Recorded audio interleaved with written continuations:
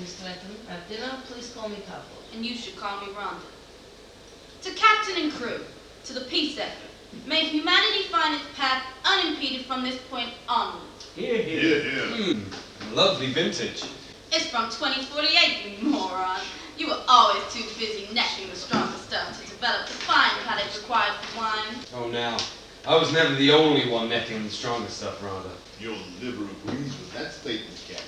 Well, the goddamn chief. I wasn't the one on shore leave, woke up in upside down in the skip.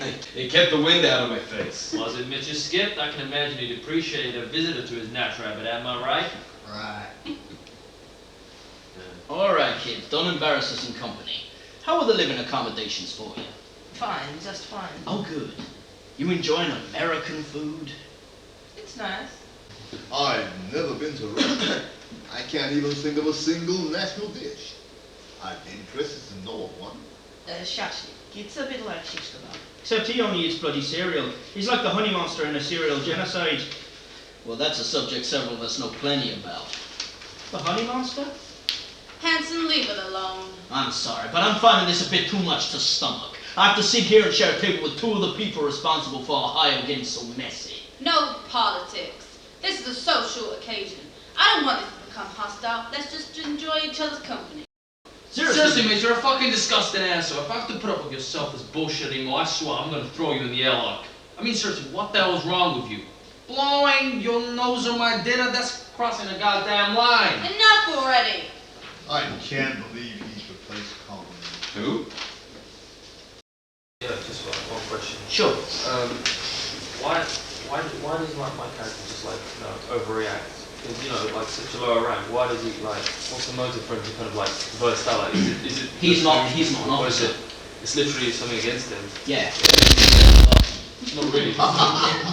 It is the food. The food has pushed you over the edge, but you have a banterous relationship with him, but you don't really like him, and you, like everyone else, you suspect him. He's sort of weird.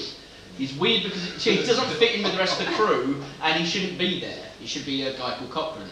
And he's not even in the sciences, which Fonda is, so again, which adds That's a form of inverted snobbery. Yeah, it's an inverted snobbery. You're a military officer. You're above both of these guys, technically. So this guy is your junior officer, and he's blown his nose on your dinner. Three times. Deliberately. And there's nothing to suggest that it's the first time. Especially in Colonel Green's America, the military is a higher class than everyone else. So everyone else is second class to the military. So you would see him as an underclass to you. You have more respect for this guy because one, he was in the military, number two, he's a doctor, he's got some credentials. Is there a big difference between an officer, commander, and captain? There is in military ranks. I believe it goes captain, commander, lieutenant, and then I think it might be officer under that. So you're quite a few ranks down. But because you're an officer, and there's several missing ranks, then commander, then captain. So you are very much the lowest class in terms of the military, but that still puts you above these two. This guy has military experience, probably was higher than an officer when he was in the army, so you've got, and he's not a dick. So you've got some respect for him. This guy's never been in the military, you don't know why he's there, and he's a complete bellend. So you've got no reason to see him as anything but an underclass. Yeah, a bit of background information for my particular character. He's a medical science officer, right? He's a doctor, yeah. A doctor, even better. He has a medical doctor. Yes, he was a medic in the army, but he is now just a regular doctor. And I get from some of the writing that he's the type of guy that is he a bit melancholy? Is he like? Yeah, he's very down because this guy has replaced you. It turns out Cochrane was a friend of yours, the original engineer. Yeah. So you're quite sad that he's come along, especially under such strange circumstances. You don't know where. Not science. No, he's not actually from science. You don't know where he's from.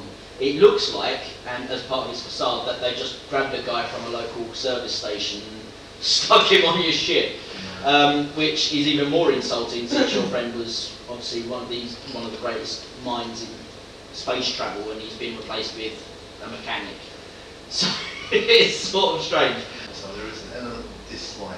There is an element. Suspicion. Yeah, you thought that this was a decent scientific mission to expand humanity or whatever, and it's actually very much a military vessel. So within his language and within his manner, and the way in which he might project his voice, Yep. there might be an element of scepticism, Yeah. possibly a little tinge of defiance, Yeah, there's dislike. very much a tinge of dislike, especially in regards to Mitch, because you very much see him as the reason your friend has disappeared. Okay. And yeah. What kind of personality does she have? Right, Rhonda is a military professional. You've served with Sanders. He was your commanding officer in something that's mentioned in the scene called the Ohio incident mentioned by Hanson. Basically, in that mission, you both went into Ohio with no instruction as to what was going on. You were just quickly scrambling along with many other military officers. Your job there was to segregate the people. There'd been a nuclear strike in the centre of Ohio. You had to put up barriers and segregate people into sectors, and your particular sector was Sector A, which was the most heavily affected. Your role was to basically, it was put under the umbrella thumb of care, but it really wasn't what you were doing. You were shepherding the worst illness, people worst affected, who were either at death's door or were, not likely to recover very well. You were shepherding them into hospitals where they were being killed, basically. They were being anaesthetised to the point where they would actually become deceased.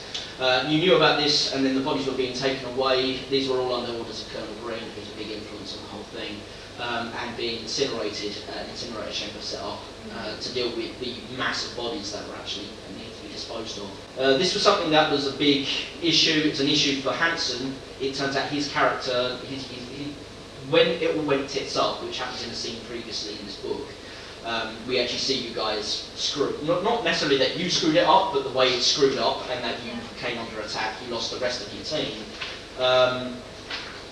We actually see that as it went completely catastrophically wrong, there was a reserve military that came in and managed to get you guys out just before the end game, where you were going to die. There was no one for either of you. After that point, you're both hired by Colonel Green to his own personal militia.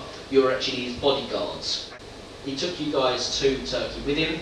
He was set up a meeting with the Prime Minister of the country. He was going to have a talk with him and try and change his mind.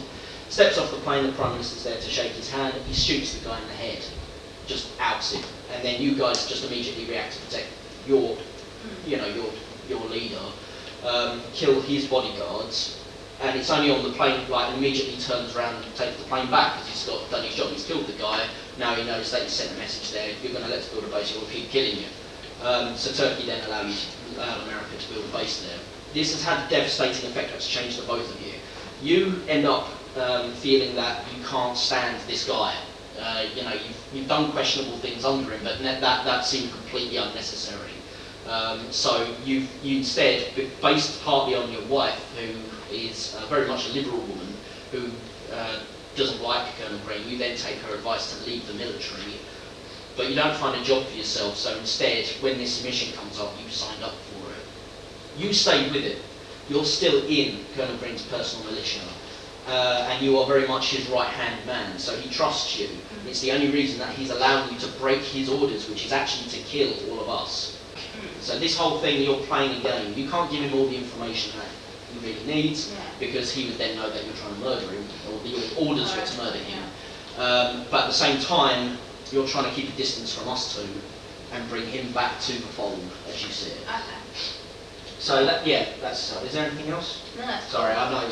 I go into a bit of a ramble on these. That's good too. At least give you more information than this. So 2 chairs, one empty with a bright light focused on it, interrogation light, the other behind in darkness. Sergei sits in the darkened chair to hide his face from the empty chair. He has files and assorted papers in the floor beside him. The container doors open and 2 men dressed in black drag Conrad into the container. Pavlov, Conrad. Conrad shrugs against them. They force him into the chair and begin turning to it. Ex-captain in the Russian army. Agents slap Conrad's face as he tries to pull away. Medal of Valor, stripped in disgrace. Panic shot the 2 men, sound of container door closing. Working in Moscow as a dustbin man. What do you want from me? And 1 son. leading politician and presidential candidate in central Moscow. You have a work-life imbalance, Mr. Conrad. Sergei!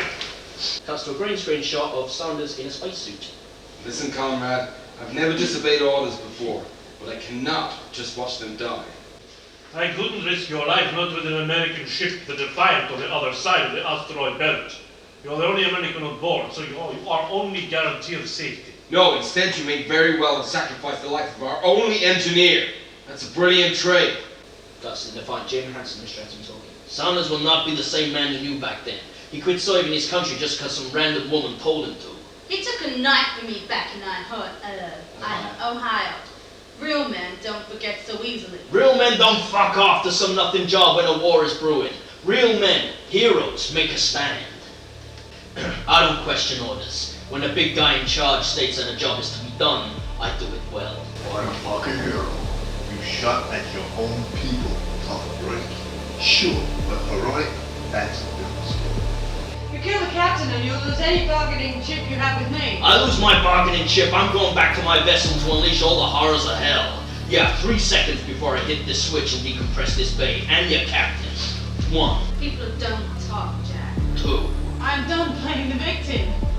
3. And as he says 3, pulls the switch down, it cuts to the